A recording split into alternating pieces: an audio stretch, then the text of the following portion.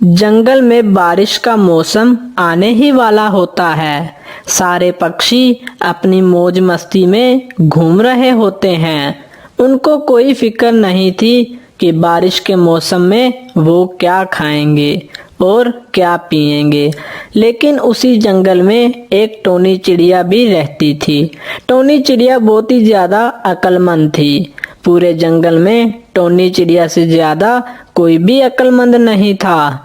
Tony चिड़िया बहुत ही ज़्यादा चिंतित थी क्योंकि अभी बारिश का मौसम बहुत ही करीब था और सारे जंगल के पक्षियों ने अभी तक दाना जमा नहीं किया था। चिड़िया बहुत ही ज़्यादा परेशान हो रही होती है कि बारिश होगी तो फिर क्या होगा। बारिशें बहुत ही करीब हैं और अभी तक हमारे जंगल में किसी ने भी दाना जमा नहीं किया है। पता नहीं बारिश होगी तो फिर हम क्या खाएंगे।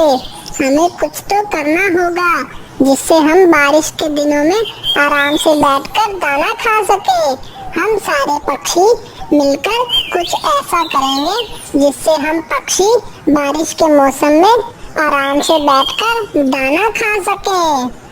फिर टोनी चिड़िया के दिमाग में एक योजना आती है और टोनी चिड़िया कहती है, हाँ, एक काम हो सकता है। अगर हम सारे पक्षी मिलकर थोड़े थोड़े चावलों के दाने इकट्ठे करेंगे तो काफ़ी चावलों के दाने इकट्ठे हो जाएंगे और फिर हम उन चावलों के दानों से चावल की फसल लगा सकते हैं। बारिश तक तो वो चावलों की फसल आराम से पक जाएगी और फिर बारिश में हम उन चावलों की फसल से आराम से अपना पेट भर सकते हैं। अगर ऐसा हो जाए तो बारिश के दिनों तो बहुत ही सुकून से निकल जाएंगे। लेकिन इसके लिए मुझे सारे पक्षियों से थोड़े थोड़े चावलों के दाने चाहिए होंगे। चलो मैं जाकर सारे पक्षियों से थोड़े थोड़े चावल जमा करती हूँ। फिर टोनी चिड़िया पक्षियों के पास जाने लगती है। टोनी चिड़िया तोते के पास जाती है और तोते से कहती है, अरे तोते भैया, मेरे दिमाग में एक योजना आई है। देखिए ना, बारिश के दिन कितने करीब हैं और अभी तक किसी भी पक्षी ने दाना नहीं जमा किया है। अगर हम सारे पक्षी मिलकर थोड़े थोड़े चावलों के दाने जमा कर ले तो हम उन चावलों के दाने से एक बड़ी सी चावलों की फसल लगा सकते हैं जिसमें हम बारिश के दिनों में आराम से उस फसल को खा सकते हैं। हाँ चिड़िया बहन, आप बिल्कुल ठीक कह रही हो। मेरे पास अभी थोड़े से चावलों के दाने पड़े हैं। मैं आपको वो दाने दे देता हूँ। फिर आप दूसरे पक्षियों से जाकर चावलों के दाने जमा कर लो। हाँ हाँ तोते भाई, लाओ वो चावलों के दाने दे दो और फिर मैं जाकर बाकी पक्षियों से भी चावलों के दाने जमा कर लेती हूँ। फिर तोता एक पोटली में थोड़े से चावलों के दाने उस चिड़िया को दे देता है। टोनी बहन, ये चावल के दाने मैंने बहुत ही ज्यादा मेहनत से जमा किए हैं, इसलिए इन चावलों की जिम्मेवारी आप पर है। हाँ तोते भाई, आप बिल्कुल भी चिंता मत करो। जब चावल की फसल अच्छे से लग जाएगी तो उसमें से आपको आपका हिस्सा मिल जाएगा। इतना कहकर चिड़िया वहाँ से चली जाती है। फिर चिड़िया बुलबुल के पास आती है और बुलबुल से कहती है, बुलबुल बहन, बारिशें बहुत ही करीब हैं, इसलिए मैंने एक फैसला लिया है कि हम सारे पक्षी मिलकर थोड़े थोड़े चावलों के दाने जमा करते हैं और उन चावलों के दानों की एक बड़ी सी चावल की फसल लगाते हैं और बारिश के मौसम तक तो वो फसल अच्छे से पक जाएगी और फिर हम उस फसल से बारिश के मौसम में आराम से बैठकर दाना खा सकते हैं। ठीक है चिड़िया बहन, आप कहती हो तो मैं आपको चावलों के दाने दे देती हूँ, लेकिन हाँ, मुझे मेरा हिस्सा बाद में जरूर चाहिए। बुलबुल बहन, आप बिल्कुल भी चिंता मत करो, मैं आपको आपका हिस्सा जरूर ला कर दूंगी। इतना कहकर चिड़िया बुलबुल से भी दाने ले लेती है और वहां से चली जाती है। फिर टोनी चिड़िया एक कबूतर के पास आती है और कबूतर को भी यही कुछ कहती है। चिड़िया कबूतर से भी चावलों के दाने लेकर वहां से चली जाती है। चिड़िया वो सारे चावलों के दाने अपने घोंसले में ले आती है और कहती है, चलो, अब सारे पक्षियों ने मुझे थोड़े थोड़े चावलों के दाने दे दिए हैं, बस अब कालू कौवा बचा है। मैं कालू कौवे के पास जाती हूँ और उससे भी थोड़े चावलों के दाने ले आती हूँ। इतना कहकर टोनी चिड़िया कालू कौवे के पास जाने लगती है। फिर टोनी चिड़िया कालू कौवे के पास आती है और कालू कौवे से कहती है, अरे चिड़िया बहन, क्या हुआ? आज तुम मेरे घोंसले में क्यों आई हो? कालू भैया, बारिशें होने ही वाली हैं, इसलिए हम सारे पक्षियों ने मिलकर एक फैसला लिया है। हम सारे पक्षी मिलकर चावलों के दाने जमा कर रहे हैं। जब दाने जमा हो जाएंगे तो हम सारे पक्षी मिलकर चावलों की फसल लगा देंगे और बारिश तक वो चावल की फसल अच्छे से पककर तैयार हो जाएगी और फिर बारिश के दिन में हम आराम से वो दाने खाकर अपना पेट भर सकते हैं। वो कालू कौवा बहुत ही ज्यादा चालाक होता है और वो सोचता है, अरे ये चिड़िया क्या कह रही है? मेरे पास चावलों के दाने तो नहीं हैं, मैं इस चिड़िया को क्या दूं? अब मैं क्या करूं? मैं इस चिड़िया को क्या बोलूं कि मैंने चावलों के दाने जमा ही नहीं किए? लगता है इस चिड़िया को भी कोई बहाना लगाना पड़ेगा। फिर कौवा टोनी चिड़िया को बहाना बनाते हुए कहता है, अरे टोनी चिड़िया, मैं तुम्हें चावलों के दाने नहीं दे सकता क्योंकि मैं अपने रिश्तेदारों के साथ एक चावल की फसल लगाऊंगा। ठीक है कौवे भैया, आप अपने रिश्तेदारों के साथ चावल की फसल लगा लो और हम सारे पक्षी मिलकर एक चावल की फसल लगा लेंगे और फिर बारिश के दिन यूं ही कट जाएंगे। इतना कह के चिड़िया वहां से चली जाती है। वहीं कालू कौवा बहुत ही ज्यादा चिंतित हो जाता है कि अब बारिश के दिन में कालू कौवा क्या खाएगा। ये टोनी चिड़िया तो बहुत सही कह के गई है, ये बारिश तो बहुत ही ज्यादा करीब है और अभी तक मैंने एक भी दाना जमा नहीं किया है। अब मेरे बारिश के दिन कैसे कटेंगे? मुझे कोई तो चाल चलनी होगी जिससे मेरे बारिश के दिन आराम से कट जाएं। फिर कौवे के दिमाग में एक योजना आती है और कालू कौवा कहता है, हाँ, मैं एक काम करता हूँ। सारे पक्षियों ने टोनी चिड़िया के पास बहुत सारे दाने जमा कर लिए हैं और टोनी चिड़िया आज तो फसल लगाएगी ही नहीं, वो कल लगाएगी, तो क्यों ना आज रात को सारे चावलों के दाने चोरी कर लूँ और अपनी अलग फसल लगा लूँ। इस तरह मेरे बारिश के दिन बहुत ही आराम से कट जाएंगे। फिर रात हो जाती है। सारे पक्षी और टोनी चिड़िया सो जाते हैं। वहीं कालू कौवा टोनी चिड़िया के घोंसले में आता है और टोनी चिड़िया के सारे चावलों के दाने चोरी करके वहां से चला जाता है और अपने घोंसले में आ जाता है और कहता है, अरे वाह कौवे, तुमने तो बहुत ही आराम से उस चिड़िया के सारे चावलों के दाने उठा लिए। चलो अब जल्दी से जाकर इन चावलों के दानों को जमीन में बो देता हूँ। फिर कालू कौवा सारे चावलों के दाने जमीन में बो देता है। अगले दिन बहुत ही ज्यादा जोरदार बारिश होने लगती है और वही टोनी चिड़िया बहुत ही ज्यादा परेशान हो जाती है क्योंकि अब टोनी चिड़िया के सारे चावलों के दाने चोरी हो चुके होते हैं। अरे अब मैं क्या करूं? चावलों के दाने तो किसी ने चोरी कर लिए। अब जब सारे पक्षी मुझसे चावलों के दाने मांगेंगे तो मैं उनको क्या जवाब दूंगी? वहीं बारिश की वजह से कालू कौवे की बहुत अच्छी चावलों की फसल लग जाती है। और वहीं टोनी चिड़िया के घर पर बहुत सारे पक्षी जमा हो जाते हैं और टोनी चिड़िया से कहते हैं, अरे टोनी चिड़िया, तुमने तो अभी तक चावलों की फसल ही नहीं लगाई है। चलो हम सारे पक्षी मिलकर चावलों की फसल लगाते हैं। चलो, कहाँ है चावल?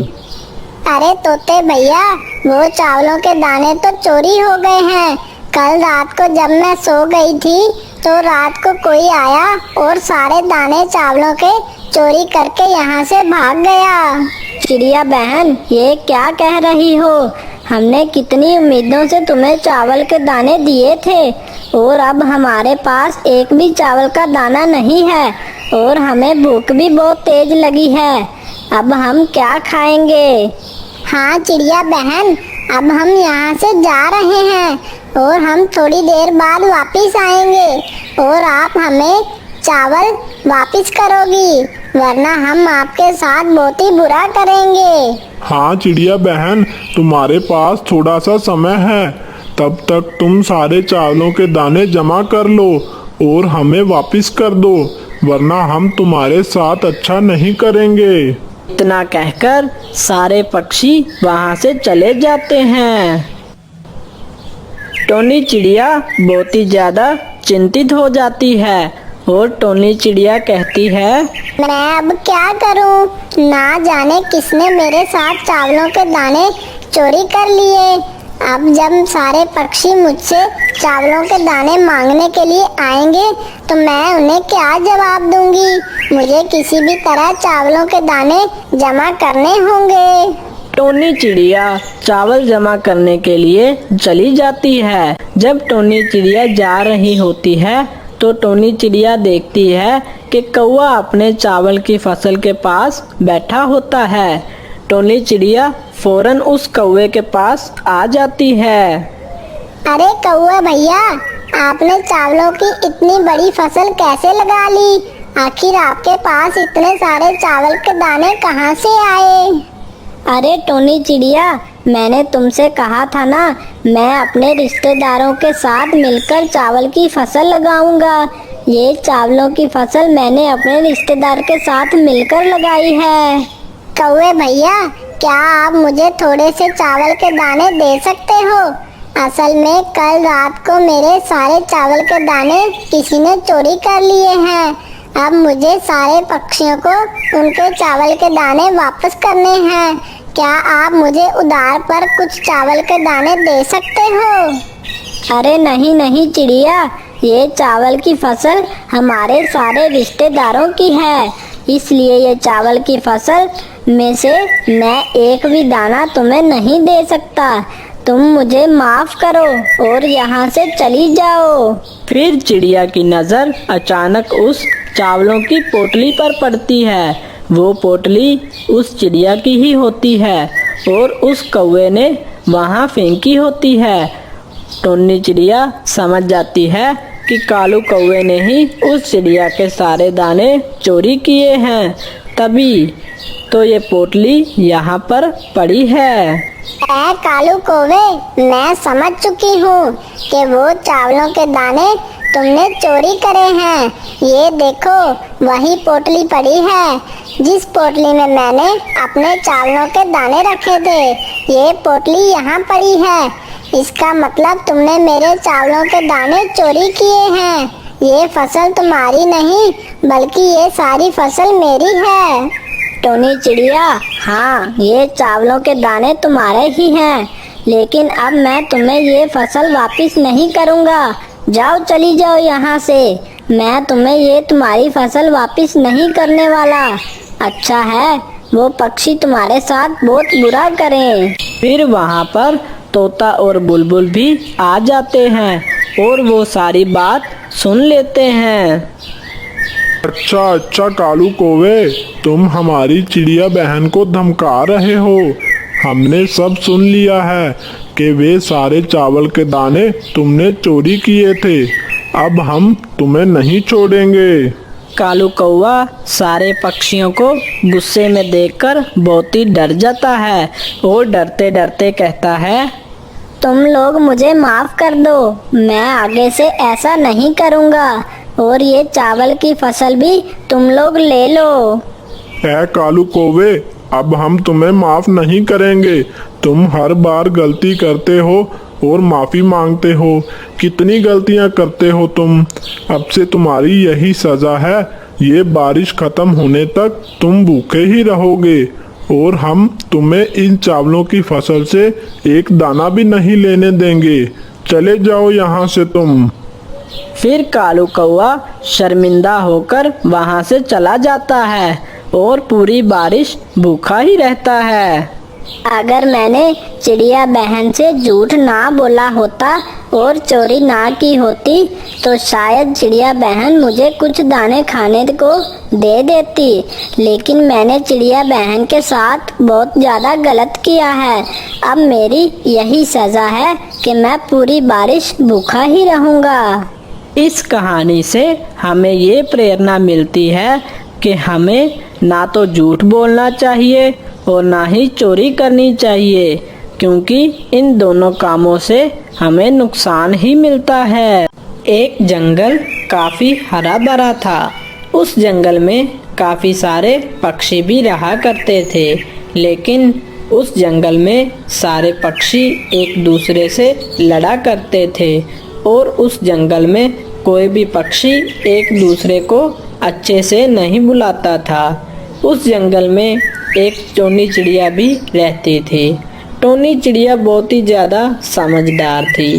टोनी चिड़िया किसी भी पक्षी से नहीं लड़ती थी और वो सारे पक्षियों को समझाती थी कि लड़ना बहुत ही ज़्यादा बुरी बात होती है, लेकिन वे पक्षी उस टोनी चिड़िया की बात ना मानते और हमेशा एक दूसरे से झगड़ा करते रहते थे। उसी जंगल में एक कालू कौवा भी रहता था। कालू कौवा बहुत ही ज़्यादा सियाना था। वो हमेशा हर पक्षी को लड़वाता ही रहता था।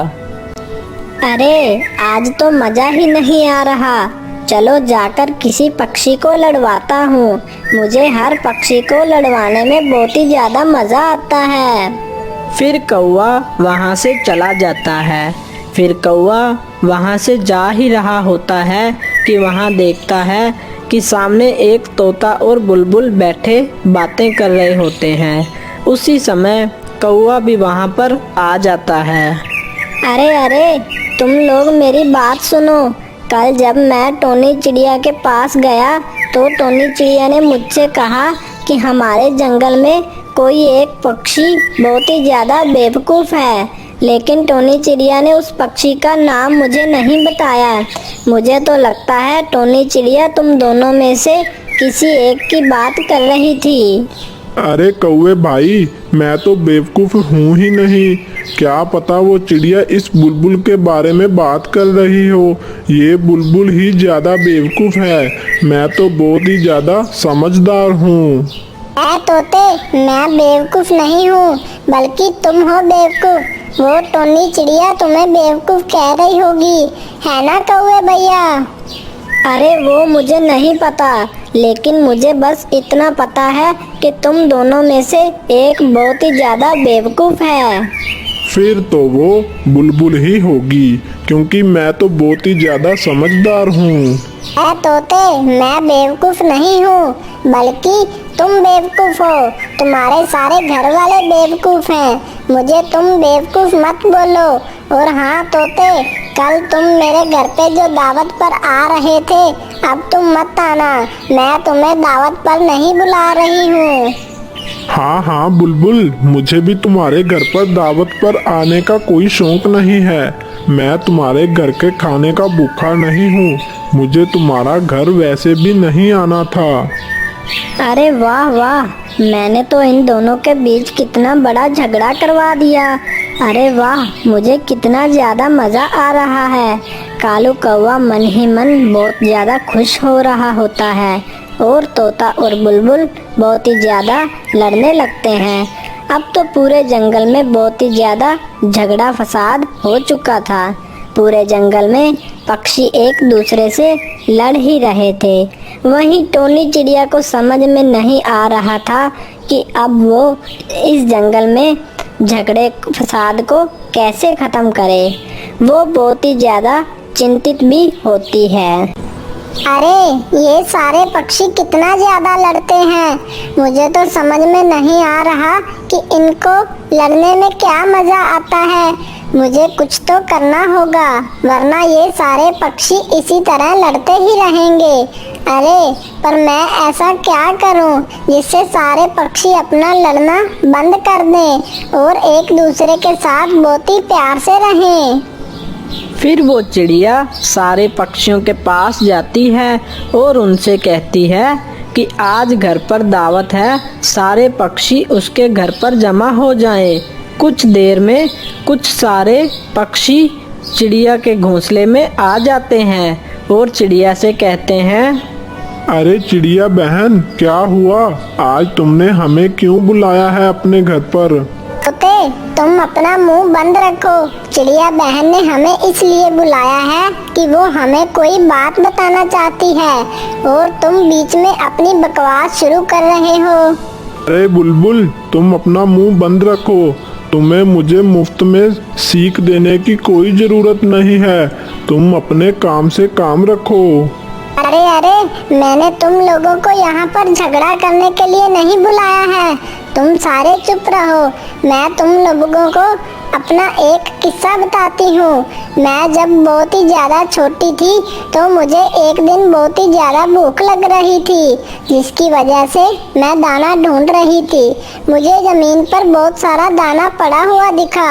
मैं झट से उस दाने के पास गई तो इतने में वहाँ पर एक कबूतर भी आ गया और मुझसे कहने लगा, अरे चिड़िया, तुम यहाँ क्यों आ गई हो? ये सारा दाना मेरा है, ये दाना तुम्हारा नहीं है। इस सारे दाने में को मैं ही खाऊंगा। अरे नहीं, मैं यहाँ पहले आई हूँ इसलिए ये सारा दाना मेरा है। मुझे वैसे भी बहुत भूख लग रही है। आप कबूतर भैया यहाँ से चले जाओ, ये सारा दाना मैं खाऊंगी। अरे नहीं, मैंने तुमसे बोल दिया ना कि ये सारा दाना मेरा है, इसलिए ये दाना मैं खाऊंगा। फिर हम दोनों लड़ ही रहे थे कि वहाँ पर एक कौवा आ गया और कौवे ने हमसे कहा, अरे तुम लोग क्यों लड़ रहे हो? जरा मुझे भी तो बताओ कि आखिर बात क्या है। अरे कौवे भैया, देखिए ना, मैं यहाँ पर दाना ढूंढने के लिए आई और मुझे सबसे पहले ये दाना पड़ा हुआ दिखा। तो इतने में यहाँ पर ये कबूतर भैया भी आ गए और वे कह रहे हैं कि ये सारा दाना वो अकेले खाएंगे, इसमें से मुझे एक भी दाना नहीं देंगे। अरे चिड़िया बहन, मैं एक काम करता हूँ, मैं तुम दोनों को आधा आधा दाना बांट कर दे देता हूँ। फिर वो कौवा वहाँ पर एक तराजू लेकर आया और उस तराजू पे आधा आधा दाना तोल रहा था। अरे इस तरफ दाना थोड़ा ज्यादा है, चलो इधर से थोड़ा दाना खा लेता हूँ ताकि यहाँ से दाना कम हो जाए। फिर क्या, उस कौवे ने यहाँ से थोड़ा सा दाना खा लिया और फिर वहाँ से ज्यादा दाना हो गया। ये देख के कौवे ने दोबारा बोला, अरे ये क्या, अब वहाँ से दाना ज्यादा हो गया है, चलो मैं वहाँ से थोड़ा दाना खा लेता हूँ ताकि उधर से कम हो जाए। अरे फिर क्या था, वो कौवा वहाँ पर गया और वहाँ से दाना खा लिया। फिर क्या, इधर से दाना कम हो गया। फिर वो कौवा इसी तरह सारा दाना खा गया। अरे कौवे भैया, आपने तो सारा दाना खा लिया, हमारे लिए तो आपने एक भी दाना नहीं बचाया है। अरे मैं तो तुम दोनों के लिए आधा आधा दाना बांट रहा था, लेकिन ये दाना तो आधा हो ही नहीं रहा था, इसी वजह से मैंने सारा दाना खा लिया। फिर वो कौवा वहाँ से दाना खाकर चला गया। देखा दोस्तों, उस कौवे ने हमारी लड़ाई का फायदा उठाया और उसने हमारा सारा दाना भी खा लिया। देखा दोस्तों, लड़ाई से हमें कुछ भी नहीं मिलता है, बल्कि लड़ाई से तो तीसरा हमारा फायदा उठाता है और हम हमेशा नुकसान में ही रहते हैं। इसलिए हमें हमेशा लड़ाई नहीं करनी चाहिए, बल्कि हमें हमेशा एक दूसरे के साथ प्यार और मोहब्बत से रहना चाहिए। हाँ चिड़िया बहन, आपने अच्छा समझा दिया। अब से हम कभी भी नहीं लड़ेंगे और आपस में एक दूसरे के साथ बहुत ही प्यार से रहेंगे। इस तरह वो चिड़िया अपनी समझदारी से वो सारे पक्षियों को लड़ाई झगड़े से बचा लेती है और वो सारे पक्षी एक दूसरे के साथ बहुत ही प्यार से रहने लगते हैं। इस कहानी से हमें ये सीख मिलती है कि हम जब भी लड़ते हैं तो इसका तीसरा कोई आके फायदा उठा लेता है और हम हमेशा नुकसान में ही रहते हैं। अगर आपको हमारी स्टोरी अच्छी लगी तो चैनल को सब्सक्राइब करना मत भूलिएगा।